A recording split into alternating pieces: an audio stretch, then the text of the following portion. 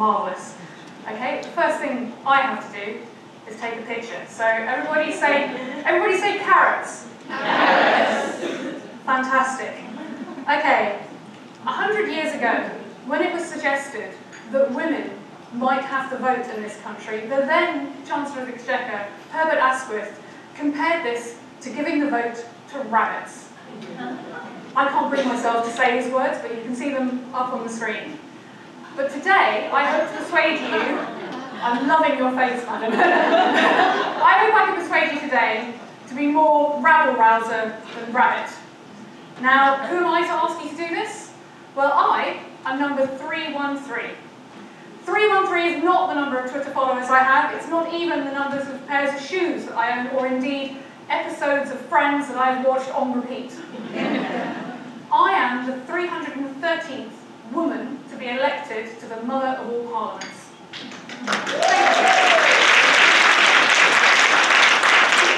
That is out of 4,600 MPs. And I do a job where I'm often asked who my role models are, and number 75 is one of them. I think you can probably guess who she is. She's the woman that her male opponents called TBW, that bloody woman. For me, as someone from a different generation and a different political persuasion, horrified by what she did to the communities that I grew up in, it's like asking Ian Hislop asking Boris Johnson if he's inspired by Silvio Berlusconi. But she herself railed against being called the statutory woman, expected to speak for our uniform, undifferentiated sex in her diaries. So I'm pretty sure that she would be horrified too. This is her description about being in the shadow cabinet. But I can also see from the position that she held and the lack of alternatives, it's easy to assume and compare us all as being alike. It's why I sympathise with Susan Lawrence, who was another MP, who objected to being called the woman MP. She said, why don't you call Churchill a male MP? This is Susan. Susan was number 8. She was elected in 1923. Because the truth is, the mother of all Parliament has always had a bit of a problem when it comes to women. After all, it took long enough to let us in at all.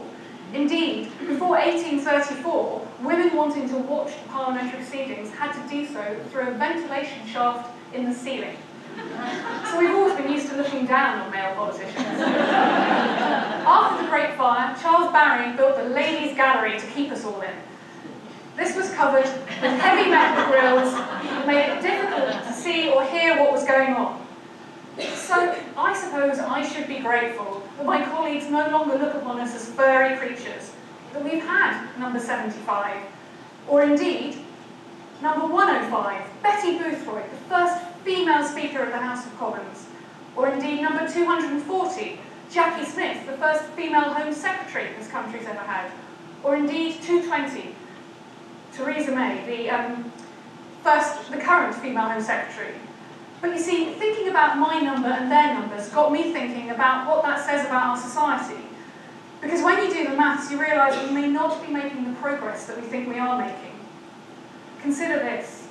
There are still more male MPs sat in Parliament today than there have ever been women MPs in this country. In total, there have been 369 women MPs. There are currently 147 of us, and 505 men. Men outnumber women in Westminster 4-1, and there are only 4 women in our cabinet. That's what it looks like. A baby born today will be drawing her pension before she sees equal numbers of men and women in Parliament. Indeed, it's only increased by 4% in the last 15 years. And it's not just in the mother of all parliaments that we see this ratio of 80-20. Half of all civil service staff in this country are women, but only 6 as permanent secretaries. That equates to just 17%. Now you may say to me, calm down. It's only politics. But actually, these numbers tell us something about our society today. Indeed, in some areas, Parliament is outdoing the rest of society. Consider this. Only 23% of senior managers in this country are women. Indeed, only 17% of directors of FTSE 100 boards, and just 11% of bank CEOs are women. Well, you might say that's commerce. But you see, this ratio appears across the whole of British society. How about in the arts? Anybody want to guess? 28% of directors of national and regional museums and galleries. In our police force, just 13%.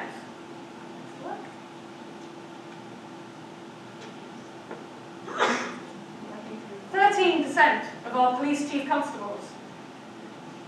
In our universities, just 14% of our vice-chancellors, 15% of our High Court judges, and just 9% of our surgeons. Now you might find these figures surprising or unusual, but then why would you have heard them? Because in our press, funnily enough, the Women in Journalism study found that, yes, you've guessed it, just 22% of bylines and reporters being listened to were women, particularly on the Today programme. Indeed, only 5% of newspaper national editors are women, and there are no female political editors of national daily press in this country. So my question for you today is, 100 years on from those rabbits, why are we only at 20%?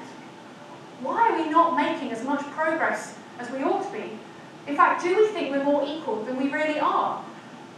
Now I say this because of a lesson I learned from Thelma.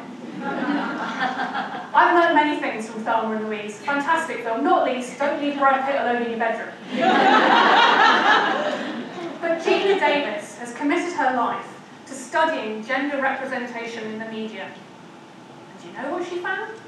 Oddly enough, yep, 20% of producers of TV and film are women, and indeed 20% of the characters that you'll see on screen will be women too. The message that we're sending to our young people about the role that they play. But most importantly, she uncovered a study that found that if a room has 17% women in, men will think it's 50-50. And if it has 33% women in, they'll think there's more women in the room than men. Now you might say, a woman MP, of course she's obsessed with representation. What's the problem, people? We're making progress in this country. Yes, we still have a pay gap of around 10%.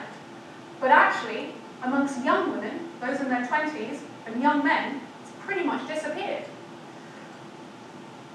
Women are outstripping men in going into higher education in this country, and have been since 1992.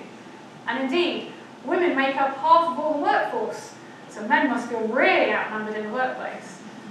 Crucially, younger generations of women know that they are competent, with research showing that they are confident that they are at least as good as men, and assured of their educational achievements as men. So yes, we know we're worth it. So is the issue here that we just have to wait? But you see, that's my problem here, because it's not one of patience, it's one of potential. What are we missing out on if we accept that 20% is the best that we can do for now?